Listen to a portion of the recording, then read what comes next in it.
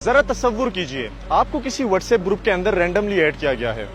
جیسے ہی آپ ایڈ ہوئے تو کسی نے اس گروپ کے اندر گستاخانہ مواد شیئر کیا تو آپ کیا کریں گے؟ بالکل ایک رسپانسبل سٹیزن کی طرح آپ اس کو ایڈمن کو رپورٹ کریں گے. Please check what is being shared in the group. اور اگر ایڈمن آپ سے کہے کہ وہ میسیجز مجھے وہاں نظر نہیں آ رہے، کیا وہ میسیجز آپ مجھے یہاں پرسنل ان باکس میں بھیج سکتے ہیں؟ اور آپ مدد کرنے کی نیت سے وہ میسیجز فارورڈ کر دیتے ہیں. کچھ دنوں بعد آپ کی نیک نیتی سے بھیجے گئے میسیجز کی وجہ سے FIA آتی ہے، آپ کو اریسٹ کر کے لے جاتی ہے اور آپ کو چارج کرتی ہے انڈر 295C.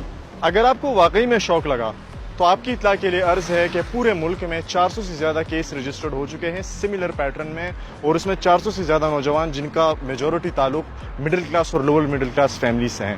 اور ان سب کا کیس اس وقت اسلام آباد ہائی کورٹ میں چل رہا ہے کہ ان سارے کیسز میں سملر پیٹرن میں ایک ہی شکل آپ کو نظر آئے گی، اور وہ ہے کومل اسماعیل کی، جو کہ الیجڈلی یہ خاتون ان سارے کیسز میں گروپ ایڈمن کا کردار ادا کر رہی ہیں. خاموشی جرم کا ساتھ دینے کے برابر ہوتی ہے. اس ویڈیو پیغام کو ریکارڈ کرنے کا مقصد محض آگاہی نہیں، بلکہ آپ بھی بلاسفیمی بزنس گینگ کے خلاف بھرپور آواز اٹھائیے.